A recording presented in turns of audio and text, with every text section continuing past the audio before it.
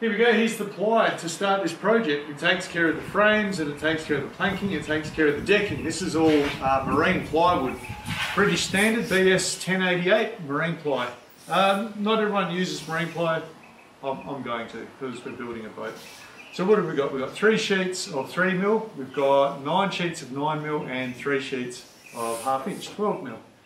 That all came to 989 Australian dollars, whatever that is in your currency. Probably like $16.50 US or something like that. They also threw in this nice MDF, which was their packing sheet, so that'll come in handy later on. I scavenged that as quick as I could. I also went and got some recycled pine wood that was all nailed together. It came from a demolition job. I've taken the nails out of that, and that's going to go towards making our centerboard. But for the time being, I've got the plywood here, so the next thing is to translate the drawing plans onto pattern paper, and then we can arrange it on the plywood and make sure we make the best cuts, you know, to organise it in the best way. So there's our ply stashed away, and you know, I decided to go halfway, leave a little bit on the trailer there, so I do still have my workbench because I want to do some of the drawings. So what I want to do is convert all of my plan drawings out onto craft paper, and I found the most economical one was, because it's come out to Christmas, they're selling this stuff pretty cheap for people to wrap their presents, probably for people that aren't their family. Look at that, and you're getting a Christmas present, brown paper. Probably why it's cheap. But anyway, so what we've done is I just cobbled together a pretty crappy looking easel here. I only made it 2 legs, so I can land it up anywhere. But you can see here that these are incomplete drawings of the frames as we go through to make the boat. So all boats have some sort of way that you can put the hull on.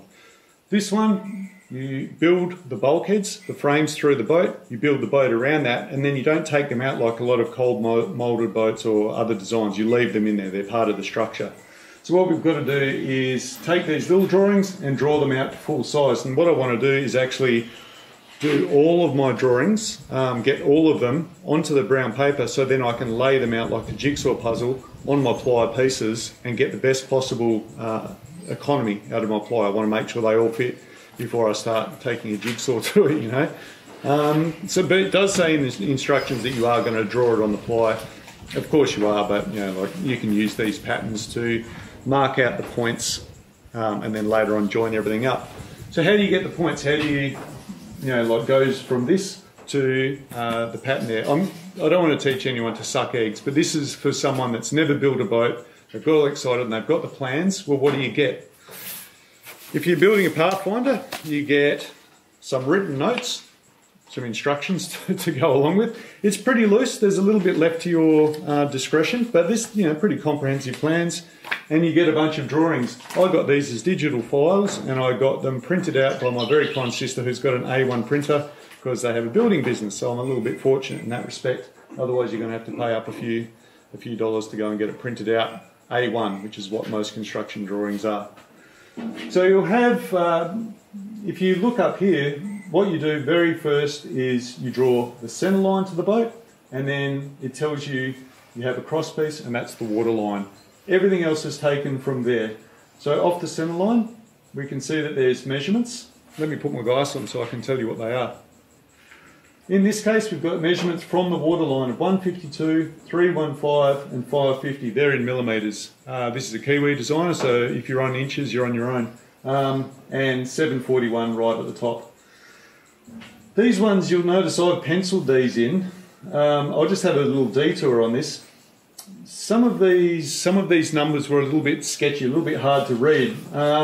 What I put that down to is modern day scanners are pretty efficient. So obviously the designer, John Welsfords, has made a correction here. He's rubbed it out and he's written it over, which on the original plan looks great, but once he's scanned it in, you get this jumbled mess. Luckily I could go onto the Facebook builders page. That there is a link in the description of all of these videos to the designer's website and the Facebook page that I'm a member of. I could ask people, you know, what were these values, and I got an answer within 15 minutes. So they're a pretty active user base and they're very, very helpful. In any case, so you go up the centre line, you can see these measurements, and you're measuring from the water line. Each one of these, you take it horizontally across, parallel with the water line, and then you'll have this other figure on the other side. That's how far you go, and you make a little mark. Once you've put all of those marks out, you join them up with a pencil line. It couldn't really be easier. If you notice, there's no number to give you that inside curve. So what I basically did was got my compass, used them as a divider, got the width, and then just compared it to another dimension on the drawing and said, oh, well, that was it, set it out, and then away we went. What was interesting with this frame number 1 is that there's a curve on the top. So rather than going from the water line, they give you a top line from the water line, and then it just says at 100mm intervals, you come down a specific number that you see at the top here, and that gives you a curve to join up. And what I did is I just used a couple of weights that were lying around, bent my steel rule, and used that to get a nice fair curve.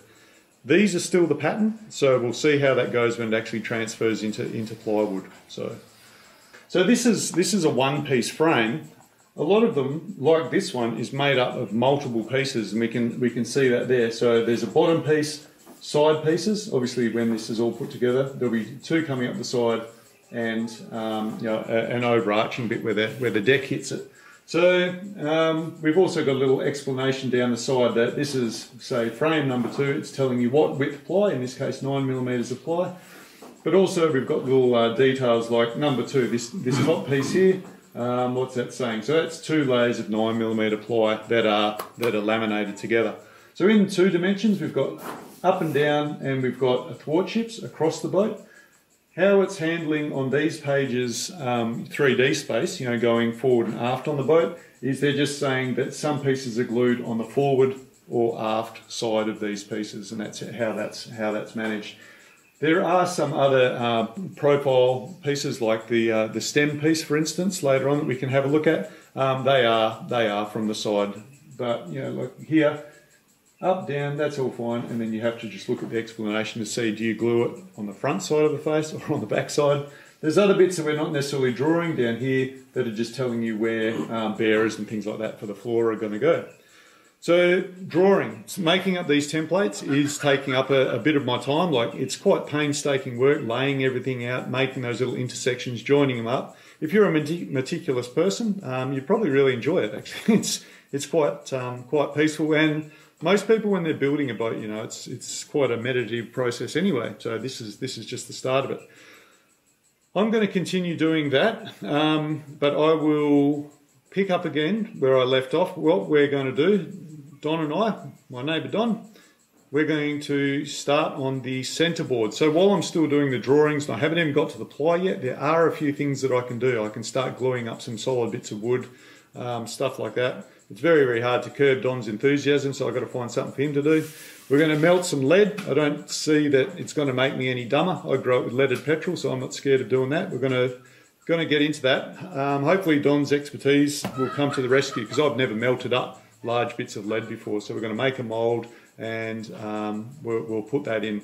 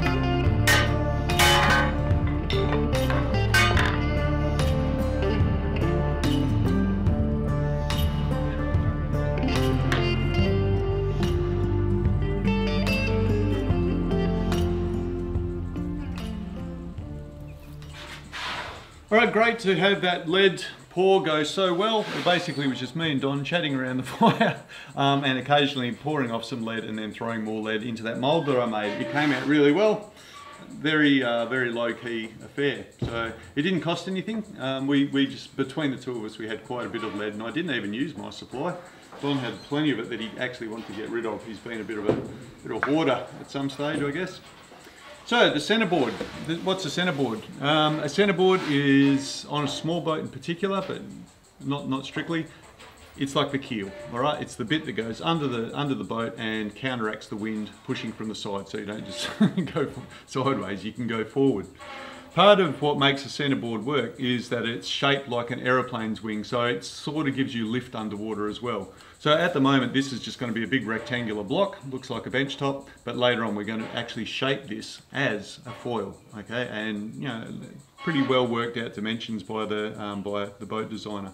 So what's being asked of us is a leading edge of hardwood, and in this case we're using blackbutt, which is a type of Australian eucalyptus.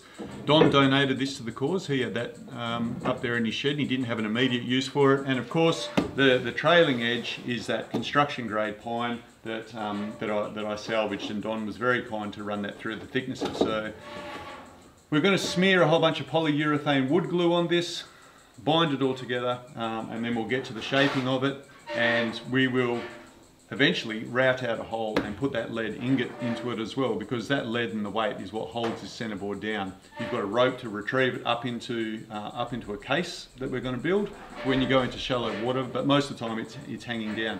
That's really great, because if you're just hooning around and you hit something underwater that you didn't see, maybe it's a bit muddy, the centerboard can just fly back up into its case, come back down, and no harm done, apart from whatever happens to your poor old underpants.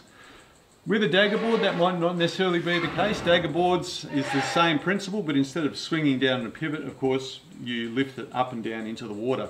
Because it's in a rigid case, that can get leverage applied to it and crack. So I actually prefer a centerboard design. I'm happy that the Pathfinder has one. We'll glue this up, then we'll draw a shape to it, and then we'll shape it. But for the time being, this is where we stand. So at the moment, the only cost that we've had is that the ply that we spoke about earlier, and the lead and the centerboard will be free, and hopefully I can even get the rudder for free. This is a very good part of Australia to get free timber, and also if you're pretty keen on keeping an eye out for demolished wood, it can also help, but you do have to watch out for nails. All right, let's get this glue up underway, and that should wrap up the first week of our build of our Pathfinder.